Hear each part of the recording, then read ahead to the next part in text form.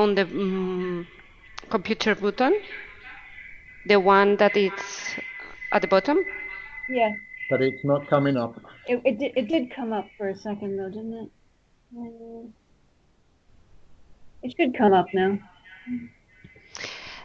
Otherwise, I will do the presentation. You just please can indicate when you want to move from a slide.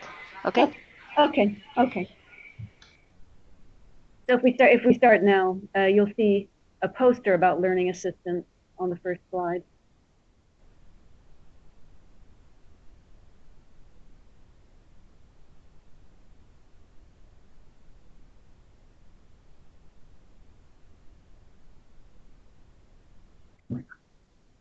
Yeah, sorry, I think they're coming up now, Maggie. We can see your messages. So. Waiting for the presentation to begin. And hopefully you'll see the first slide soon there. So what you're looking at now is a poster that we had produced for schools that have learning assistants. It's about the things they do, and it was for families to see, for other teachers to see, and to introduce learning assistants and describe some of the activities that they do in school. So like I said, I've been working on the program since 2013. And when people ask me, what is the Learning Assistant Program? Sometimes I start by talking about it in quite a kind of high level way. And so Veronica, if you go to the next slide.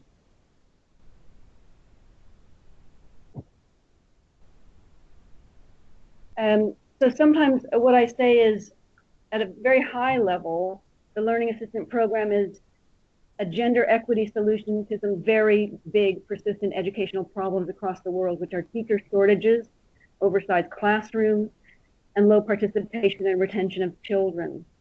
And it's a potential solution to some other big educational problems, which is to improve teaching, to make it more inclusive, more child-friendly, and learner-centered. And ultimately, what we really want to see is improved learning outcomes and life chances for children and adult learners as well. Can I have the next slide, please, Victoria? Veronica, sorry. So the other way you can describe the Learning Assistant Program at another level is to say it's a community and school-based route for women to return to education and enter the teaching profession. And it's a blended program of supported distance study and in-school professional learning. So that's another way of describing what learning assistants are. And can I have the next slide, Veronica, please? And when people ask me, what do learning assistants do? I say that they undertake distance study to enter teacher colleges, and they help children and teachers in primary schools. And they're able to do this because there's engagement with them at many levels, from their families, their partners, their brothers and sisters, community leaders, people in teacher colleges, FAWE, PLAN, and of course the Ministry of Education. So I think we're going to see if we can take over the slides now. Can we? Yeah. Someone in the meeting to make you present. Yeah. That will be perfect. Yes, we'd like that better. Can we do that? You need to take control of the presentation. Yeah. I think it's you. Yes. We have to become. I think, yeah. But Veronica is the presenter. She has to make you a presenter. Veronica, I think you have to make us presenters somehow. Just press the button there above the slide to take control as moderator. I can do nothing. You need to do it yourself. Right. Is it up there? Well, we have the technical assistants here, but. Technical assistant. Yeah. I think because you're not using your personal account, Martin, your presence is not like a moderator, but as an assistant. You see that you're not using your normal Martin Carter name, but something else. Mm-hmm. That's why you maybe cannot take control of the presentation. Mm-hmm. So I will go to the next slide. Sorry. Yeah. Okay, I will try to move while you speak. Okay, and I'll just say next slide then. So when the learning assistants went into schools, we saw some immediate benefits, which are that there were more adults in the classroom. So learning assistants do make an immediate impact by helping teachers in overcrowded classrooms in schools. And they are also in education and kind of as a route to employment as well. They're role models for girls and boys, and they're on a pathway to further study and professional accreditation. Here's the next slide.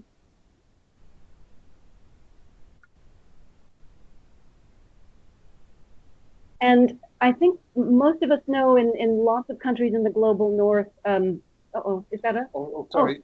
Have we taken control? No, we have. No, we haven't. Oh. Sorry. But you're using personal. Right.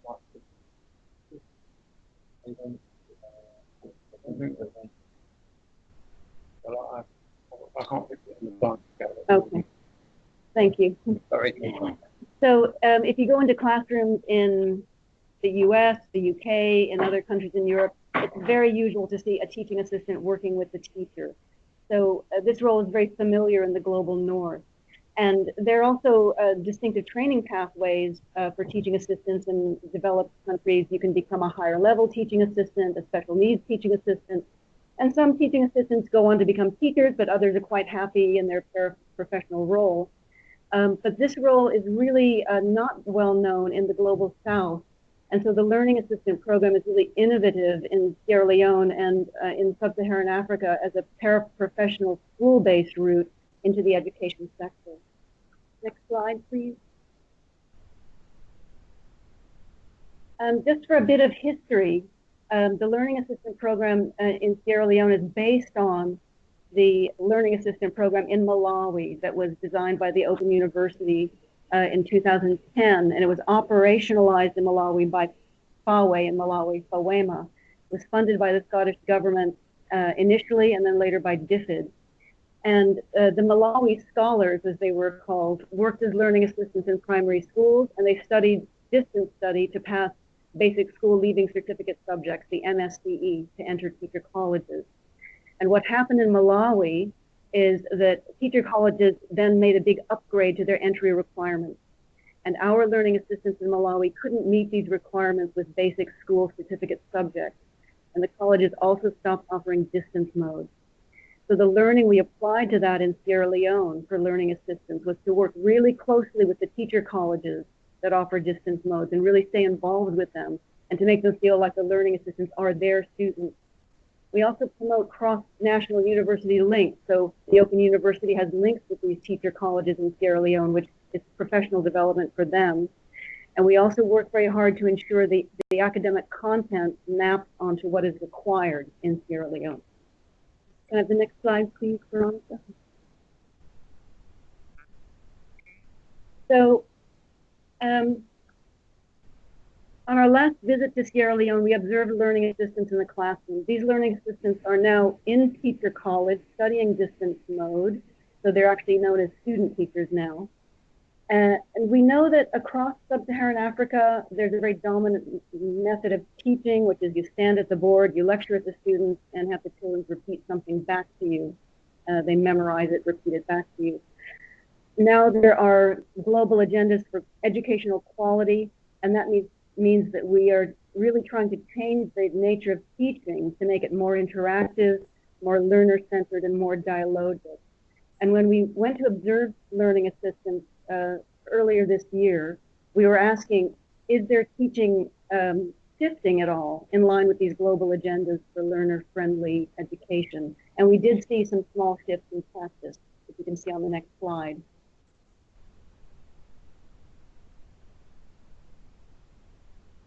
So we saw learning assistants teaching, and we observed these skills, this skills development.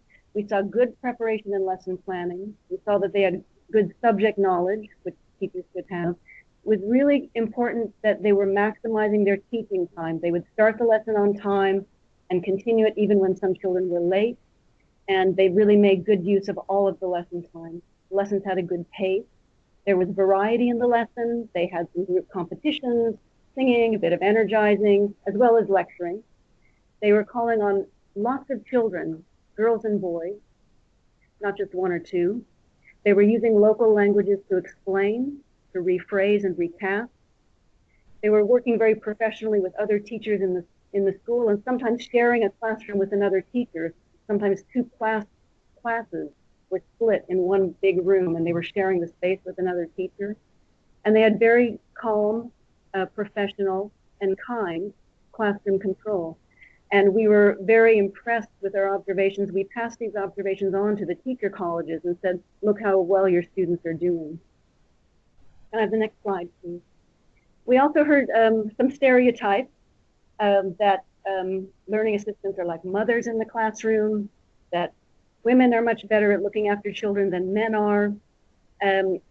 Lots of schools in Sierra Leone are now introducing early childhood units, and they would always put a learning assistant in charge of the early childhood unit because they thought they're better with very young children.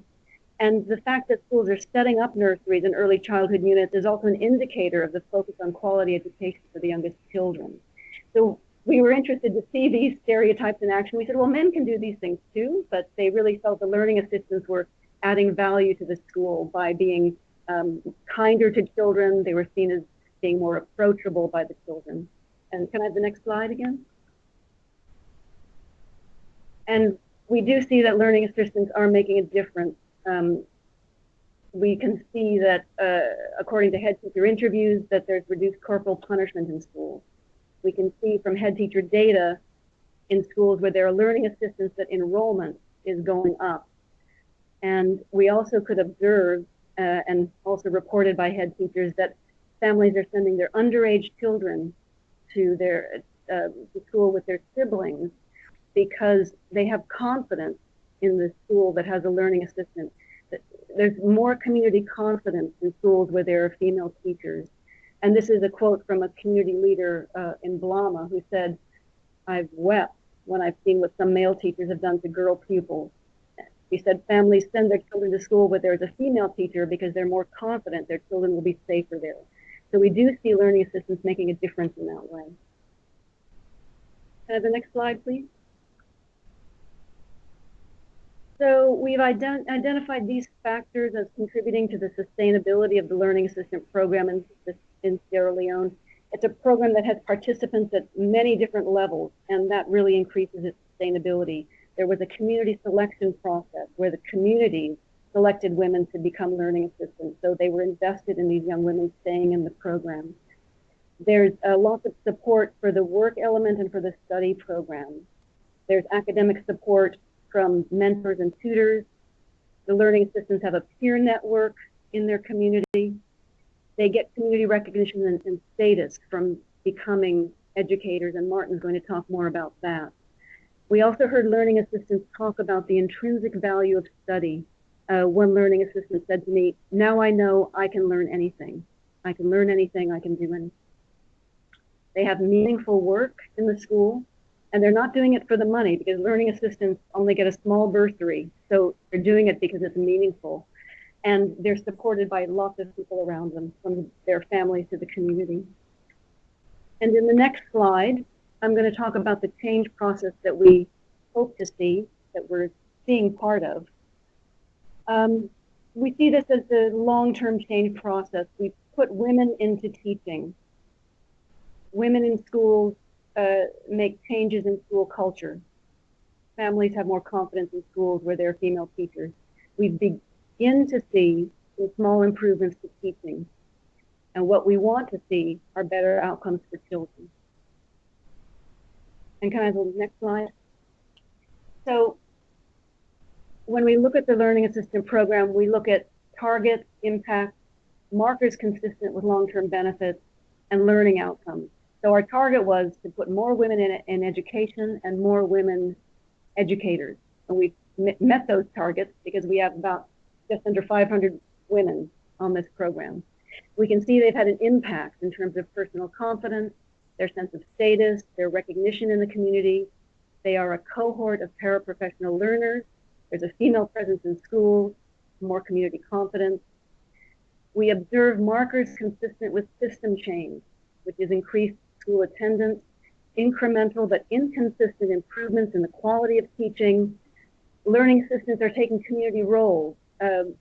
One learning assistant has become a radio newsreader, and one has actually become a local counselor, which is just fantastic news. And others are going to be standing for local councils as well. What we haven't seen yet, and what we want to see, is sustained improved learning outcomes for children. Because, if you see the next slide, 10 years from now, if children's learning outcomes are the same as they are now, this program will have been a failure.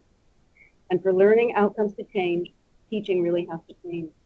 And we can put lots of women in schools, but if the teaching doesn't change, the learning outcomes aren't going to change ultimately. But that's what we're looking for, and that's what we're aiming for. And the last slides really, when you share the slides among you, is some further reading on the program. There's a chapter in a book about the learning systems, co-written with my colleague Martin Chris. And the next couple of slides are just some hyperlinks to other papers about the learning assistance program. So you could just show those and then you can share them. So that was just an overview of the big shapes of the program, what we see, what we hope to see, and Martin's going to talk now about some of the experiences of the learning assistant. Thank you very much. Thank you, Kimberly. If you could put the plan slide on, please, Veronica. And just to add with to what Kimberly was saying, one of the key elements is the long-term impact of this program. And of the 500 women involved in the original cohort, there's approximately 470 something who are still active. So this is a sign that the program is having an impact. So if we could have the next slide.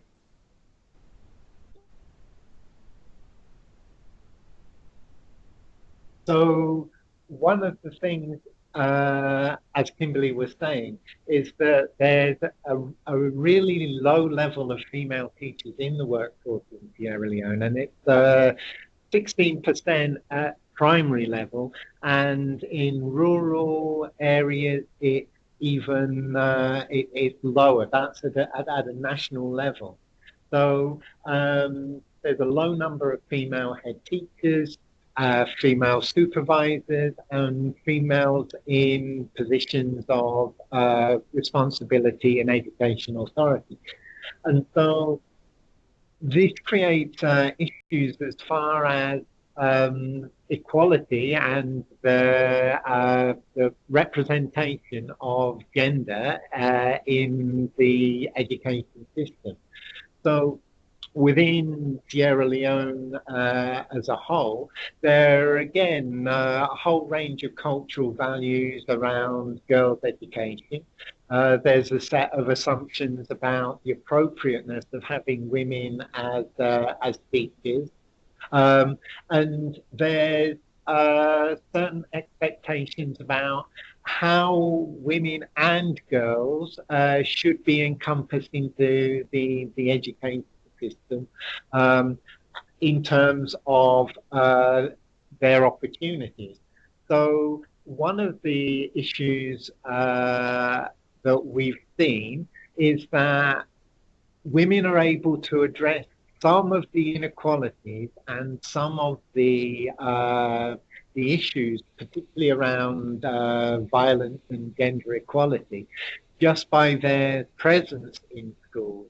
And the presence of women teachers alters the dynamic in a positive way that can have real benefit for the learning outcomes of students. Next slide.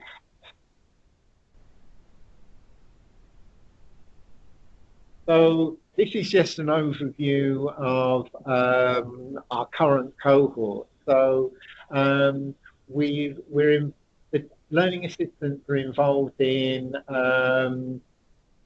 2 districts. Moyamba is one district, and Port Loko and Kareni are combined into another district. And they've just been involved in their entrance exams to the teacher training college. which should be starting very soon now. So divided into 7 clusters in each of the districts, and they're working with children with disability, working with humanity and inclusion. They're working in the gate schools, and they're in areas that are not being catered for by student teaching. So when the learning assistants go on through teacher training college, they then become student teachers and are able to practice in schools. So this is a way of introducing learning assistants, young females, into an education system, and most importantly, supporting them in order to stay there. Next slide, please, Veronica.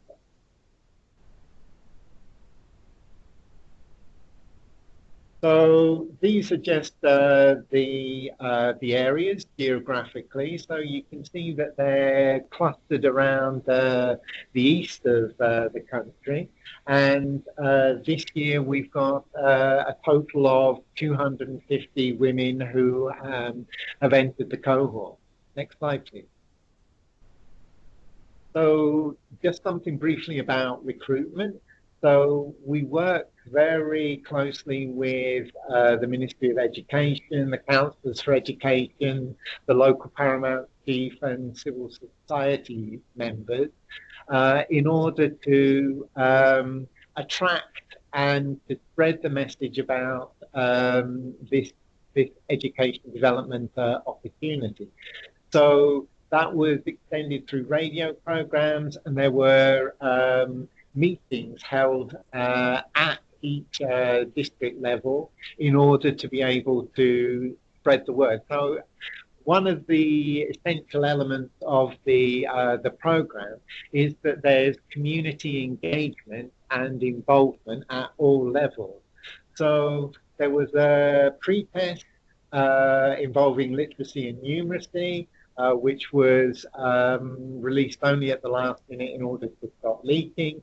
And out of that, there was a total of 690 applicants, which shows again the level of interest that young women have.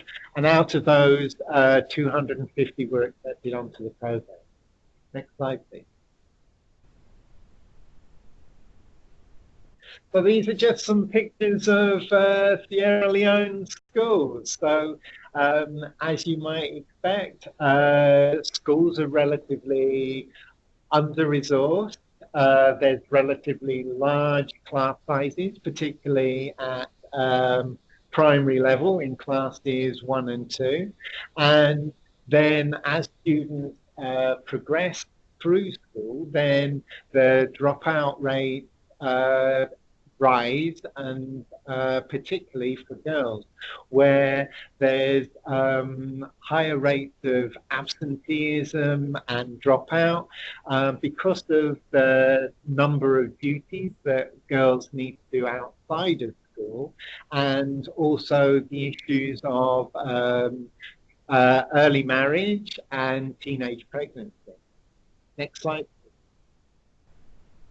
So this is a picture of some student teachers with their practice tutor.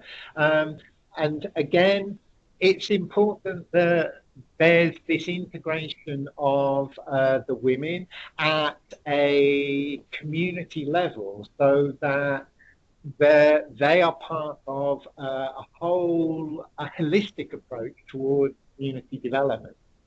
Next slide, please. So as Kimberly was saying, one of the key things that we've noticed is that one of the benefits of the program is that it's leading to real increases in learning assistance centers and sense of identity based around their value to the community, their ability to input into the education system, and the ways that they are viewed by their family and by other people in their community. So, as one of the women said, it's an opportunity for women to empower themselves and become impactful in their society. Next slide. So, these are the range of changes which, as Kimberly has already mentioned, are very influential in terms of changing attitudes and changing dynamics in the school. So there's changes in the women's sense of self-respect and self-esteem through that increased recognition from the community. And importantly, there's changes in the dynamic in the schools, particularly since there's a high dominance of male teachers. So these women are part of kind of social and cultural shift because within their own families, they can affect their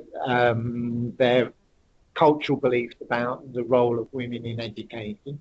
But within schools, they're able to act as a positive role model for girls. They're able to become a source of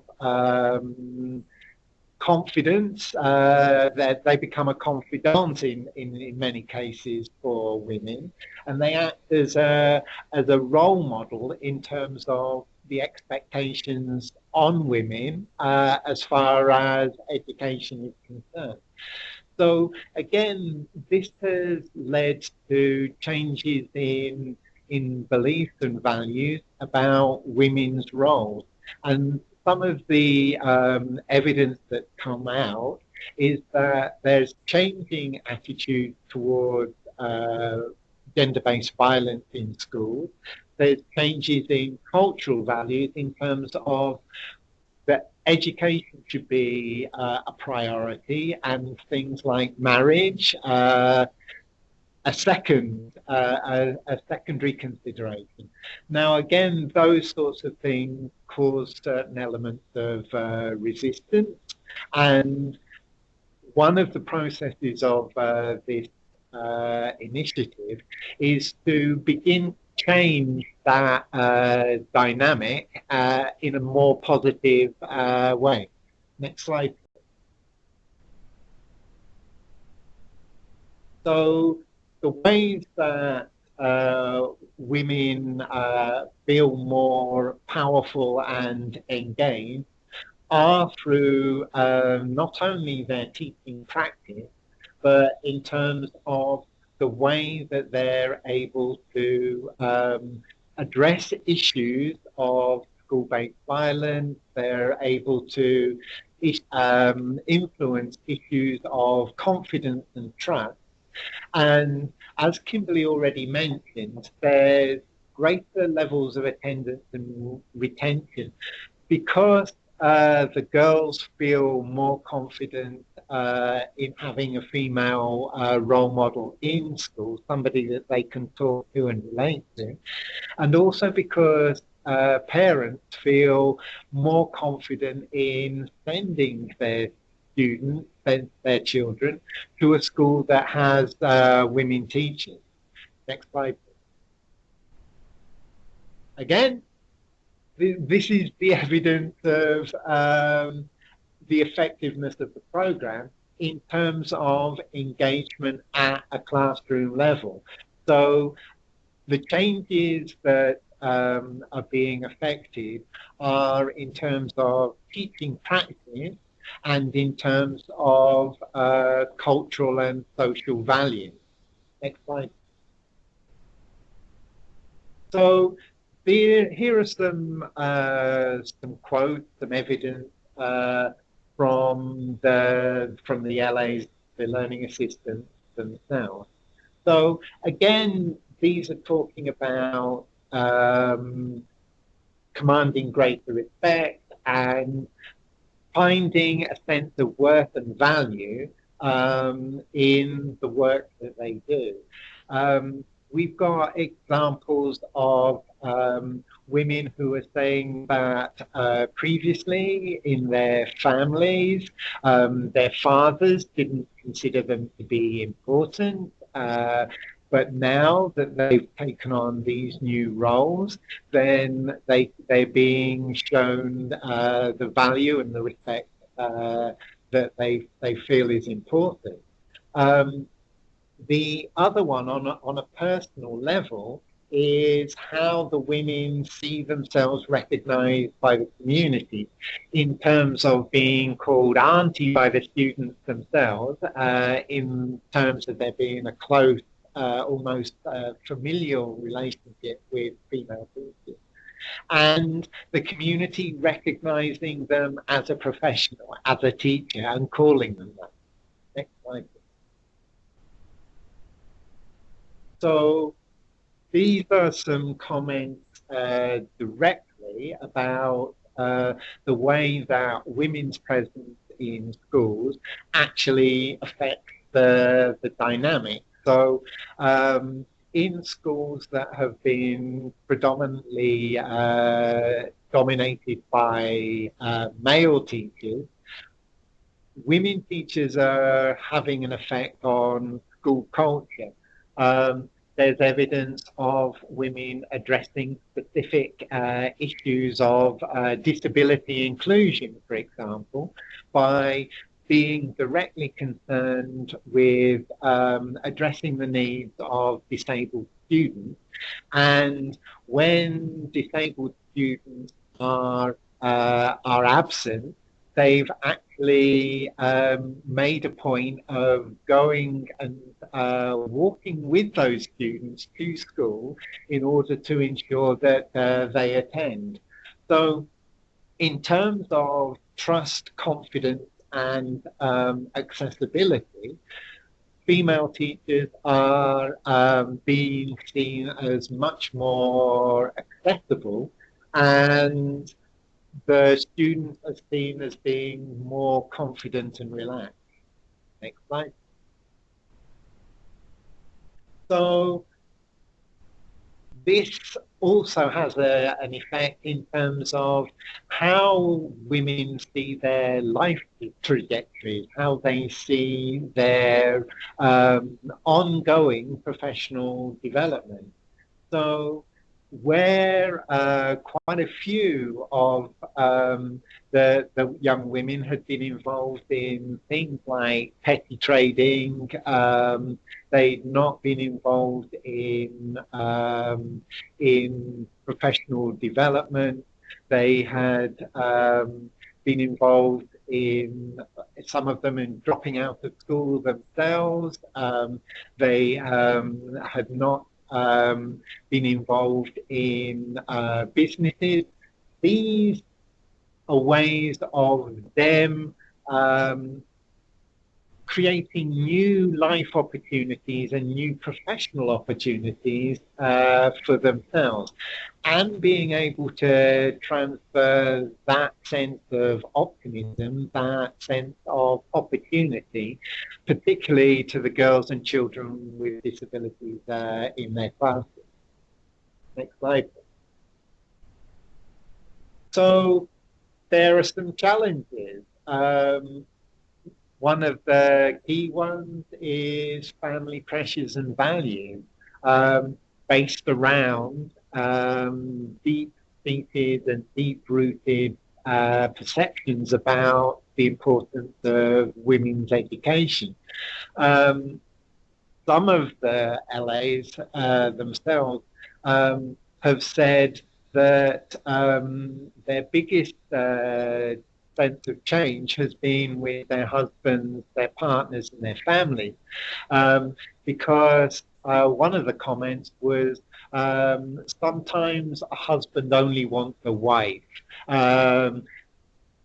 There are family, cultural, social pressures relating to women's newfound sense of independence, their sense of professional development, and their sense of their own development in relationship to their families and the power dynamics that exist there.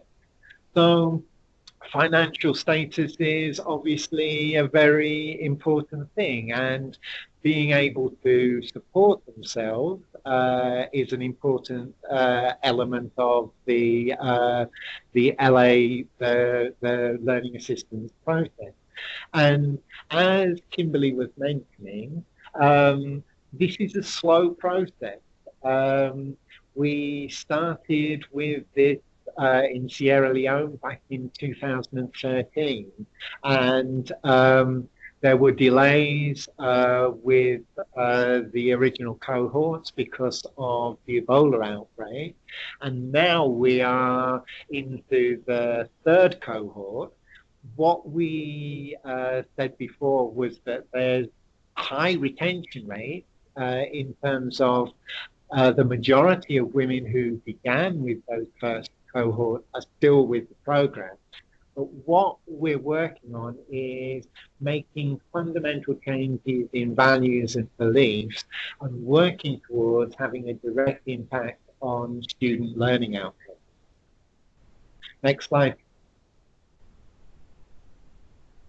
As Kimberly was mentioning, and as we've already said, this is a process of talking about ongoing implementation, ongoing partnership between organizations. So there's questions about how do we create better levels of support for female teachers, especially considering that the number of female administrators is relatively low.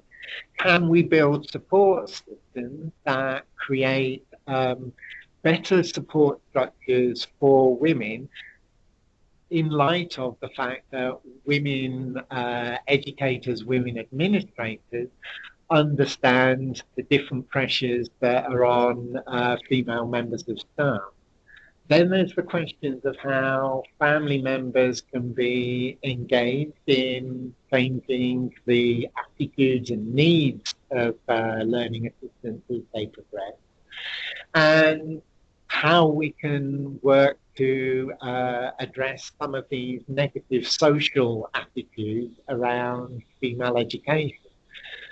A further question, and one which is important, is how do we create effective partnerships, both in terms of organizations and institutions like Plan and Open University, and link those with grassroots implementation organizations like FAWE, the Forum for African Women Educationalists, and how in turn we integrate that into wider systems of government development in terms of raising teacher professionalism as a whole, but particularly for women. So that's the end of my presentation. It gives us an opportunity to talk about any questions that you might have, because and myself and Kimberly would like this to be a discussion around how this could be used as a model for further development and implementation.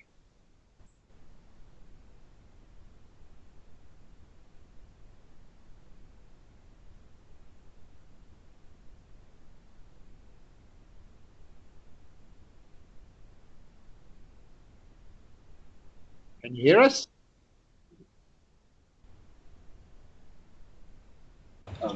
I can. Okay. Yeah, thank you very much for listening. We can see your messages typed on the message board, so sometimes maybe you just want to type a question or a comment. I was really struck when I was listening to Martin about when I saw the photograph of the happier children, I was thinking about, what is it about the learning assistants that are contributing to the agenda for inclusive education and more learner-centered education. And I was thinking, well, children are happier, and you were saying, Martin, the children are more willing to participate. They're more confident and relaxed. That means they speak more in class. So there's more talk going on. That's a marker of, improved teaching and learning. And also a more inclusive classroom. If children feel more happy to attend school and participate in class, then that's a sign of inclusion. And especially that they coming to school with learning assistance, that is a really important point. I know that we've got Maggie, who is a program manager for GC Sierra Leone. I don't know if you want to add anything, Maggie?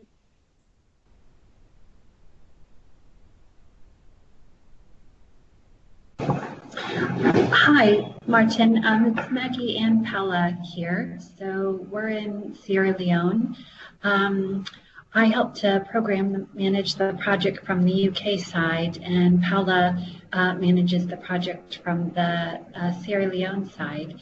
I don't really have too much to add. I think both Martin and Kimberly were pretty comprehensive in their overview of the project, and as well as some of the interesting findings that have come out of it. Yeah. Did you have anything additional, Paula? Perhaps just I'm having in front of me the last one of the last slides, the ongoing discussion. Perhaps more at strategic level.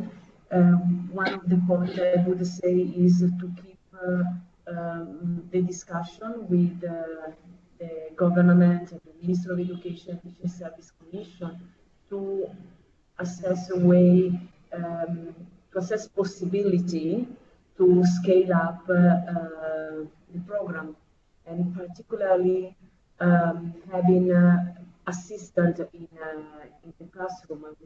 We have seen that it is help in a system where we know there are a lot of children in the classroom usually, and the teacher are in low number, the school are without supply, sometimes without desk benches. So yes, I would just add this. So on the ongoing discussion is keep the relation with the Ministry of Education and Teaching Service Commission. Yeah. Just to, sorry, Kimberly. I was just going to follow up with the point Paula made as well. I mean, the project has been, I know, recognized by the ministry here in Sierra Leone, although Paula makes a really excellent point in having that buy-in and those relationships in terms of scaling it is essential. But this program has actually been noticed as a potential way from the ministry to address workforce shortages, particularly in rural areas. So it's something that the ministry are looking at the moment, and as well how they can potentially use it to address other issues within the country. Yeah, thanks, Maggie. I'm really glad you mentioned that, and I do think it's really important to have that engagement with the ministry and keep the program visible to them, because when the program first started in 2013, and we'd be working with Huawei, and we kept having to explain this program over and over again and explain how it worked and explain the components, and we thought, oh, people are never going to understand how this works. But now, if you say learning assistant in Sierra Leone, in lots of places, they know what it is. And so I just realized it takes a long time to get recognition of the model and the role. And then when people understand what it is, it's a lot easier to kind of promote it. Yeah. Hi. Yeah. Oh, sorry. No, please go ahead. Oh, I just had another question that I wanted to ask about this. Actually, a couple of questions. I just wanted to say thank you very much for the presentations. Both of them were really interesting. I've been working recently in Bangladesh, supporting the education response there in Cox's Bazar with refugees, and I was just thinking of the applicability of something like this to support teachers in the camps and also host communities in that areas. And I'm just interested to know how the distance learning works, especially in sort of low resource and unstable contexts, and also in crisis contexts. And in addition to that, whether you run any programs alongside this to help support the women's entry into this program and to work as language assistants. Yeah, the distance materials are written by the Open University, and that's our USP, is distance learning. So we write a kind of a distance materials for classroom practice, and then also distance materials for core subjects, math and English. And then the learning assistants are supported by local subject tutors that are recruited by FAWE and trained by the OU, who help them prepare for the entrance exam to teacher college. Once they're in teacher college studying the distance mode, they're on the teacher college program. So they're studying those modules of the teacher colleges, which are quite outdated really, and we're interested in upgrading those modules. So they're studying the college modules, and then they also have local support from a mentor to work through those modules. Does that answer your question about the distance component? Yeah, definitely. That's really interesting. Thank you. And sorry, I think I lost track of your other. I was going to say we also authored sort of support materials for the support people, for the tutors and the mentors. We provided some guidance on how to support learning assistants. Sorry, go on. Okay, thank you. Yeah, I suppose in relation to that, just asking if those materials are specific to Sierra Leone or they're applicable to other areas as well. And also my other question was about whether you found that you needed to run any other additional programs alongside to support the women into these programs. I should have said at the beginning that all of our materials are open access. They're all Creative Commons licensed, so anybody can use and adapt these materials. And maybe what I'll do is make an extra slide of where you can look at these materials. So yeah, they're freely available, and you can use them and adapt them. You can translate them. We had a similar project in India where they've been translated into 7 different languages. So that's, very kind of open to all. And parallel trainings, I'm not aware of. There's also work with head teachers. So because the LAs are placed in schools under the supervision of a head teacher, there's ongoing mentoring and supervision support to head teachers, which is also useful in terms of continuous professional development. So this is one of the ways in which head teachers can work towards developing greater supervision and mentoring skills, as well as being able to support them as far as pedagogy is concerned. One of the things is that learning assistants have actually taken over the running of some classes when teachers have been absent, which although it's not ideal, it's an excellent learning opportunity. What we want to do is to make sure that this is part of a much more holistic opportunity, continuous professional development opportunity for the learning assistants themselves, that they're not just thrown into their classroom experience, but they're supported to be able to develop pedagogical skills and methodology skills that they can then develop and expand during their teacher training. Yeah, I think I would add to that it's also really important that the class teacher is supportive of the learning assistant in the classroom, because much like when long, long, long ago when teaching assistants were first introduced in the United Kingdom, class teachers didn't want them. They said, I don't want someone else in my classroom. Why would I want that? But now, if you say to a teacher, I'm taking away your teaching assistant, they'd say, I can't do without my teaching assistant. So class teachers also have to be kind of sensitized as to the value of this other adult and how they could help, how they're also learning. And we've had some, really great class teachers who really like that opportunity, but not all of them want that. They just see it as someone who's going to come in and they're not sure what to do with this learning assistant. So there's some work to be done there for more consistency around that. Hi, can I quickly ask a question? Yeah. Hi, this is Hillary from UKNO. I'm sorry, I got into the presentation halfway through, so I may have missed a few things that this may have been covered already. If so, apologies. The model, the learning assistant model, I don't know how similar or slightly different it is to the teaching assistants that I have seen in a few refugee camps that Plan Ethiopia implements, for example.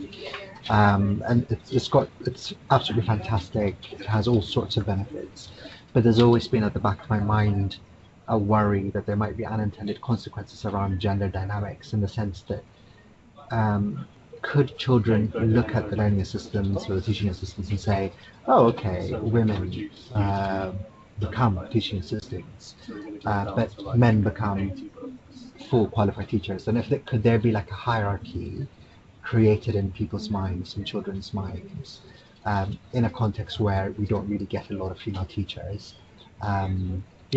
Could that be like an unintended negative impact around gender dynamics and gender roles?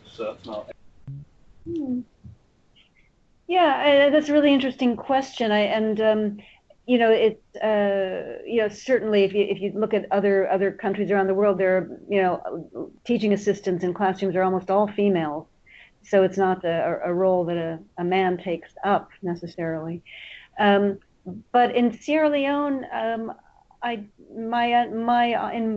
experience and my observation is the class teacher is still very much in charge when a learning assistant is there, especially in the beginning. But over time, the learning assistant becomes part of the staff and is seen as kind of another educator in the school. And I don't have the sense that there's a great hierarchy there. I suppose it might differ from school to school because schools are kind of different in their cultures in that way. Yeah, I mean, we've got examples of schools that have actually lost previous teachers, female teachers, and they've really welcomed the opportunity of having female educators in the school.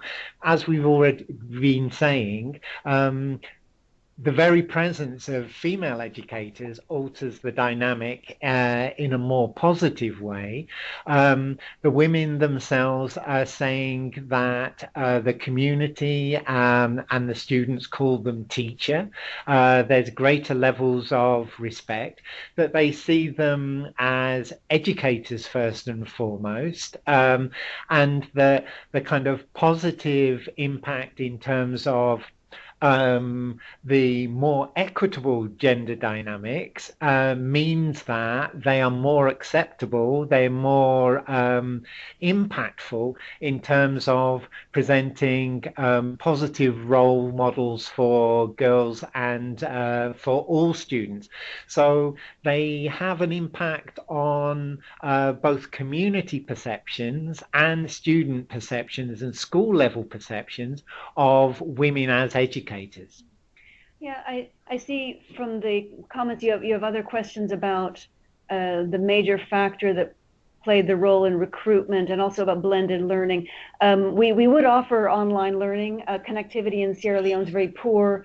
We are in the process of getting tablets to the learning assistants with their study modules on them, but they're preloaded tablets. They're not.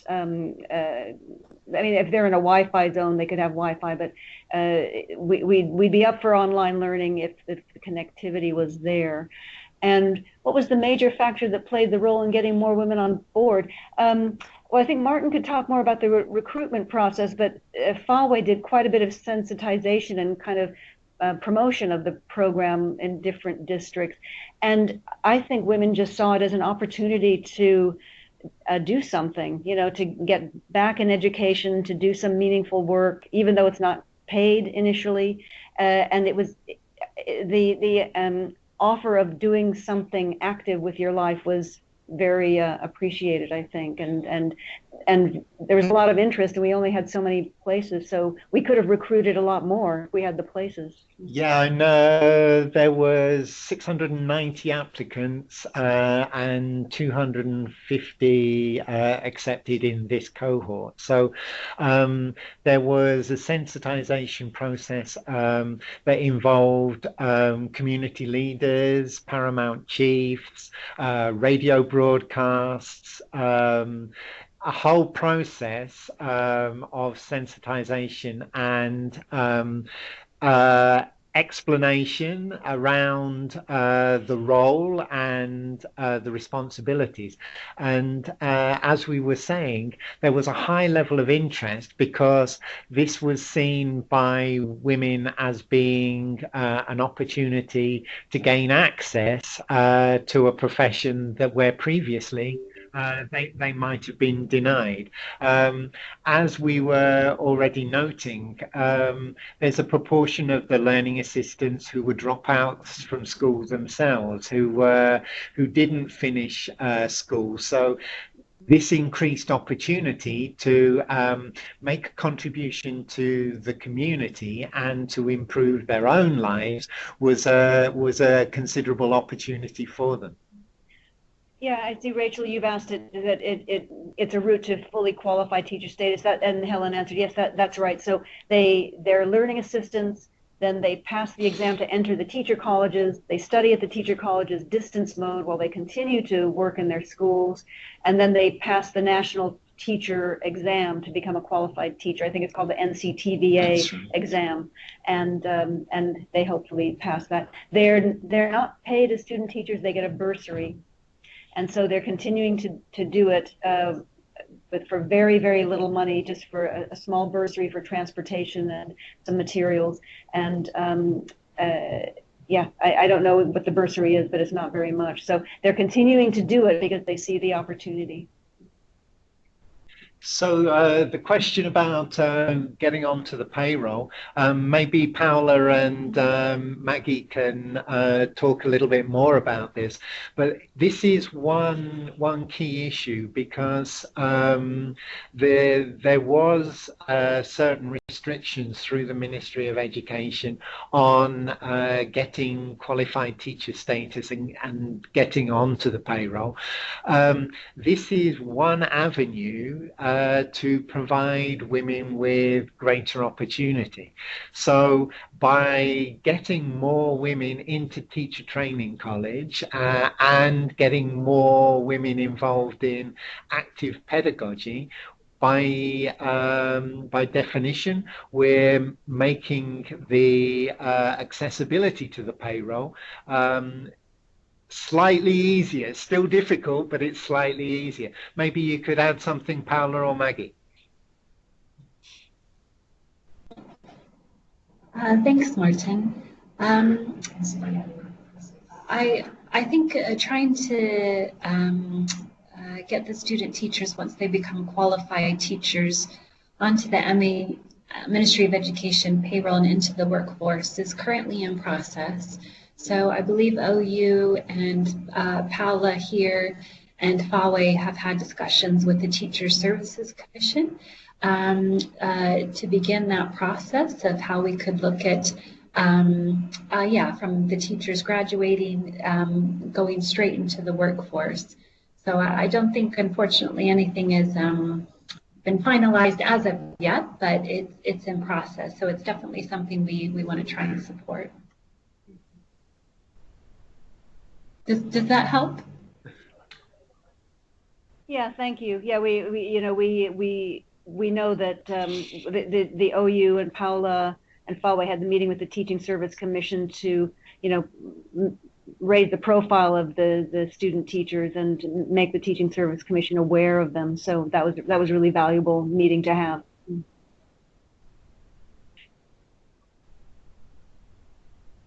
And I think that this is part of an ongoing process to integrate particularly female educators into the workforce. So we've talked before about how this is like a three-stage process. Ultimately, we're wanting to affect learning outcomes of students. So the first process is actually to get more women into the profession. The second process is to actively affect pedagogy and methodology through more active child-centered learning. And then the third level would be to actually integrate that into more improved learning outcomes at the classroom level. I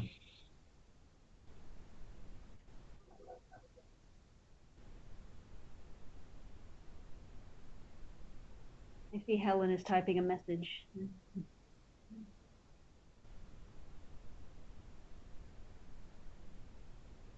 Yeah, we'd be very happy to put our contact details up. Also, I'd be very happy to share the open materials that the OU developed for Sierra Leone that are Creative Commons licensed materials, so they're open and adaptable.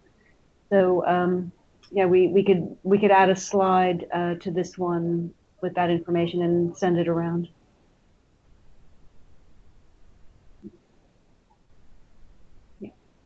Okay, will do, Rachel. Yeah, we think the learning assistant model is a really interesting one. We think it's viable. We think it's sustainable. We think it involves lots of community change at school levels, and because it blends kind of academic study, meaningful work, interaction with lots of people. It's a really interesting model to look at for lots of places around the world, and also I think Rachel, you were talking about were you talking about refugee situations or disaster situations? I can't remember. Yeah, that's right. I was talking about actually. I've just previously been working in Bangladesh with the Rohingya refugees that are over there. So yeah, I was just thinking about because there were lots of discussions around the need for upgrading the training for teachers there, and just whether something like this would be applicable. Yeah, I think that I think it's a potential model for that context as well, and to put appropriate adults in with children and to shift teaching so that it's more inclusive. That would be a really great way to go.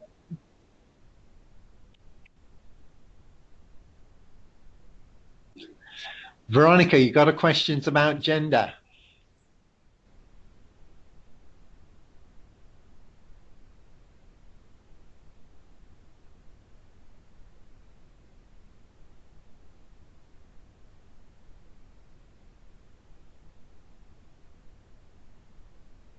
Veronica, if you're talking, we can't hear you.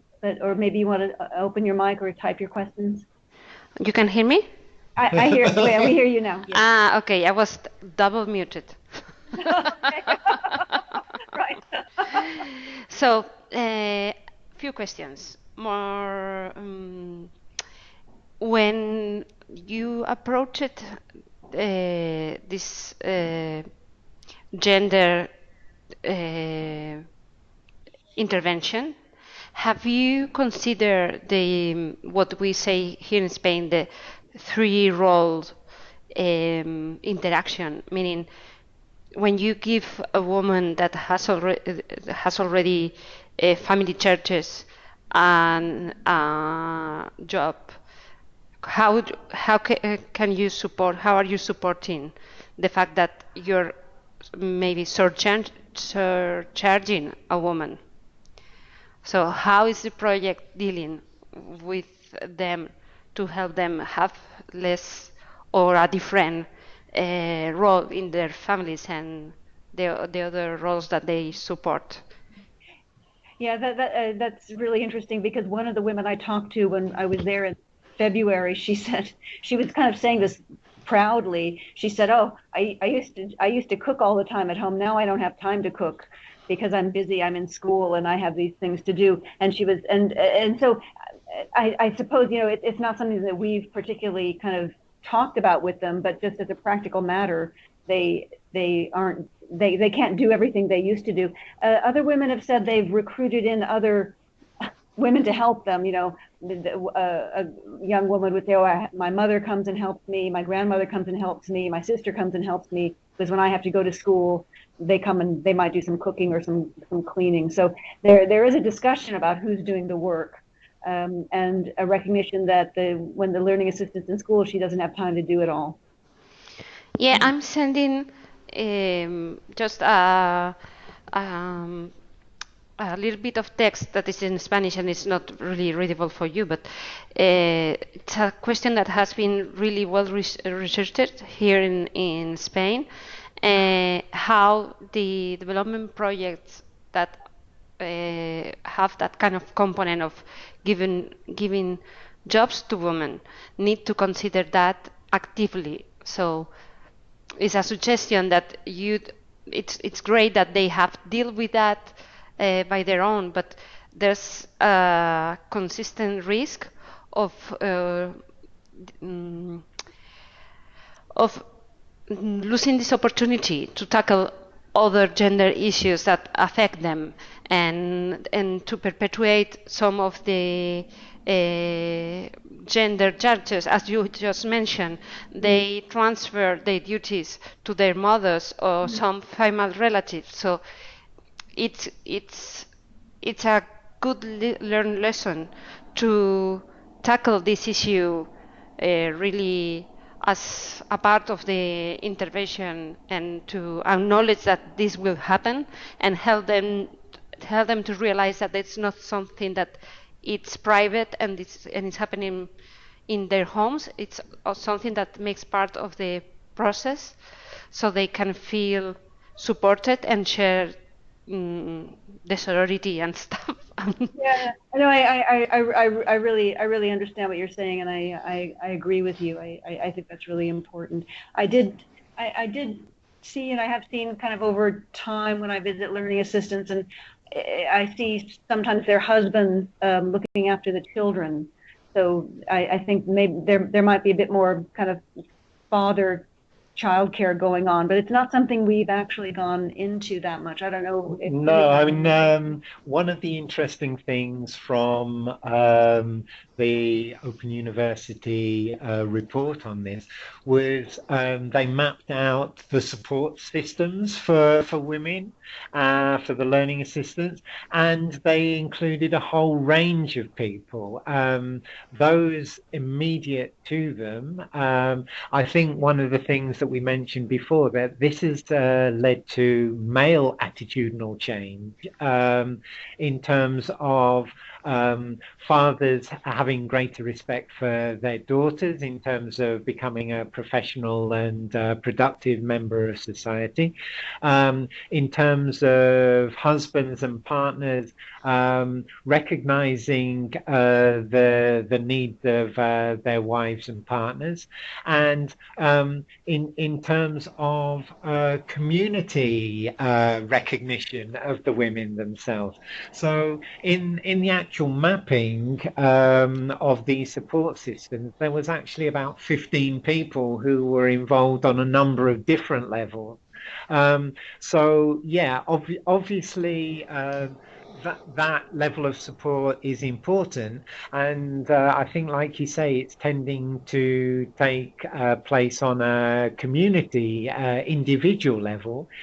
It would be best if it could be integrated on a policy level, but again, this is like part of a process of changing attitudes and perceptions about women's education. I mean, I really think that if we want to be a feminist organization, we need to try to help them, how to say, to make sure that they the value they are feeling now goes beyond having a work or having a paid job.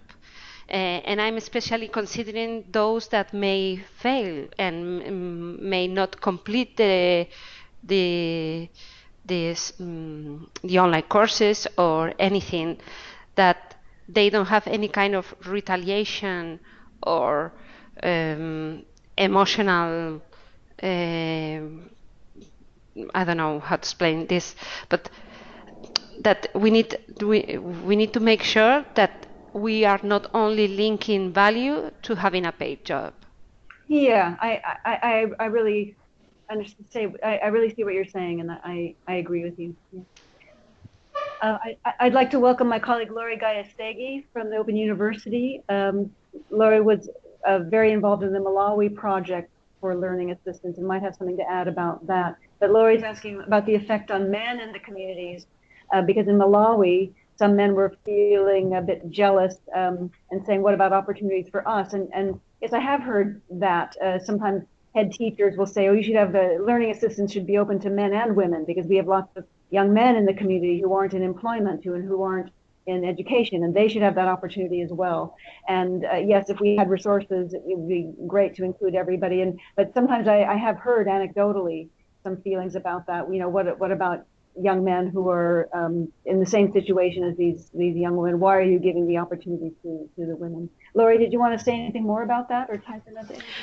No, it was just the point that Veronica made that made me think about that. And I know also amongst a number of organizations working in Malawi, for example, from Scotland, there has been a lot of talk about it's right to do a lot of support with women to have opportunities, as you said, Veronica. But also we need to think about whether this is going to then alienate the boys or the younger men, and whether that can also create some tensions between them in the community. So I think that's something that we always need to keep in mind in terms of how do we work when we're having an intervention that is specifically supporting women. And in Malawi also initially we had thought about whether the school assistants or the classroom assistants, the learning assistants, had to be working with male teachers or female teachers, and whether we should have a specific aspect on that, a specific requirement. And at the end, they were working with both male and female teachers, but there was a big change in the males' attitudes, as Kimberly also mentioned. So I think it's important to, although maybe the primary beneficiaries are female, we always have to keep in mind the males that they will have to live with and work with. Yeah, thank you. Yeah, and there's evidence that there's a certain amount of resistance from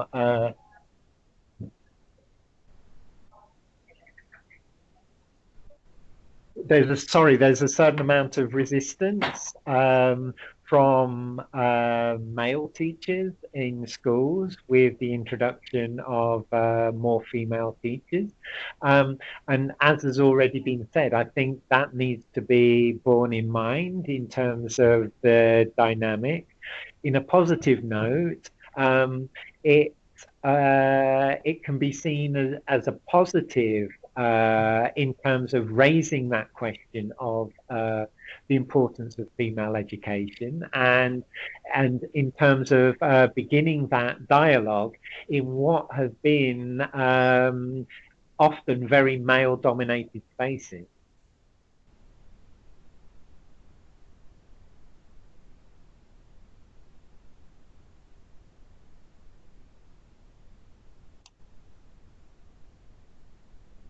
Does anyone else have a question or a comment? Anything they'd like to say? Any points they'd like to raise? I have a small question on curriculum material. Mm-hmm. Because you mentioned looking to improve learning outcomes, links to changes on teaching.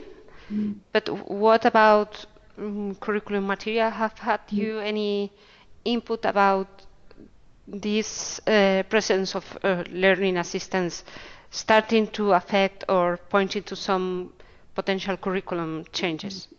No, yeah, I think the curriculum in lots of places needs to be overhauled, and the curriculum in the teacher colleges is definitely very out of date. I think what I can say that I observed on the last visit, where we were specifically looking at teaching, is that the learning assistants, as student teachers, when they were teaching, they were using lots of local examples, kind of lots of local resources, to explain things in maths or in social studies. And I thought that they were at least trying to make the curriculum more relevant, and giving examples that the children would understand. And they were also kind of recasting the curriculum in local languages to make sure the children would understand. So while they're not changing the curriculum per se, they are trying to mediate it in some cases so that it's more accessible to the children. And I thought that was a really interesting thing to observe, that I didn't see before in previous visits. But we're not doing anything with the curriculum. That's kind of an issue for the government of Sierra Leone, and we can't really intervene at that level. We don't have any impact on the examination systems either. Okay.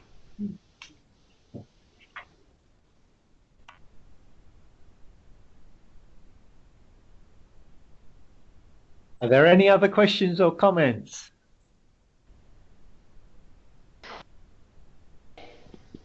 Sorry, Helen was talking. No. No, I think you can hear her. Can you hear me now? Yes. Oh.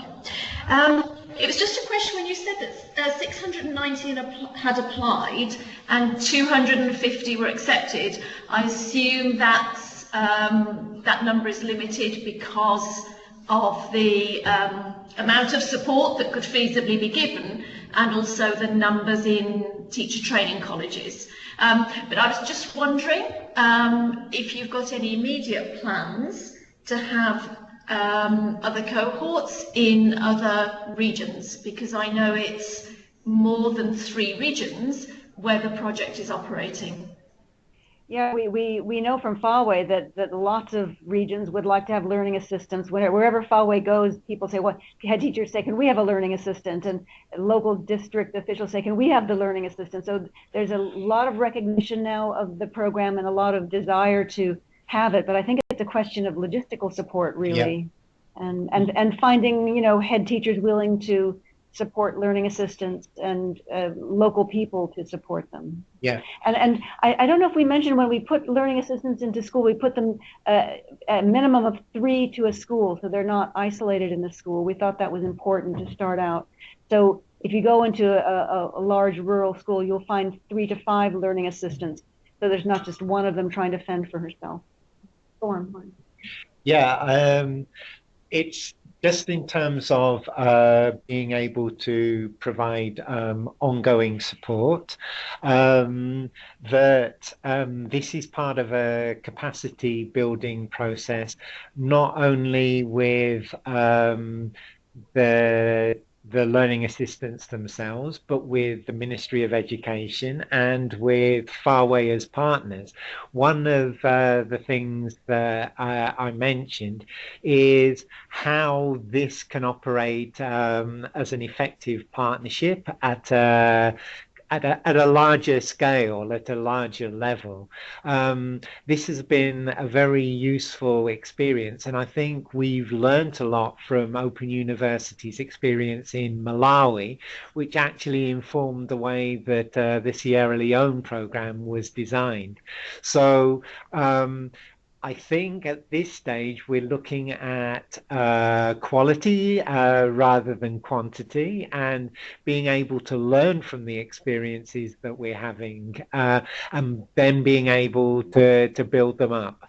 It's probably best not to leap into these ideas of scale immediately until we know that this is actually an appropriate and applicable way of supporting women educators. And I think also with that capacity building, it's really important to keep the teacher colleges involved and to build their capacity to mentor and support learning assistants at a distance. And it could be that other colleges begin to offer, there are other teacher colleges in Sierra Leone, but they don't offer distance mode. So there could be a way of involving some other teacher colleges, maybe with a local cohort, but it involves some capacity building at that higher education level as well.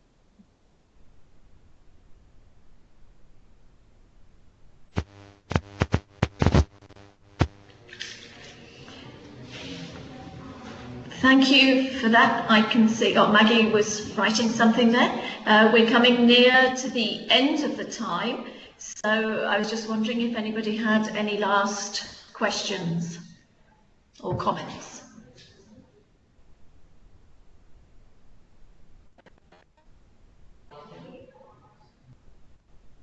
If not, I'd like to say a really big thank you to Martin and Kimberly for planning and facilitating this webinar. It's a really great initiative, and I think it really is one that we can use as a model in other countries. We really appreciate all the effort you've put into this, and I hope that people will be able to follow up. As Kimberly said, people can access the materials online, and it would be great, Kimberly, if you could please share those details of how people can get that. And then people can use Martin, I think probably best as the first point of contact for finding out more about how the whole initiative has been set up and how it's being managed. Yeah, thank you. I'll definitely make that material available, and it's been really useful for us to have this session and to share ideas. Really interesting to hear your comments and questions.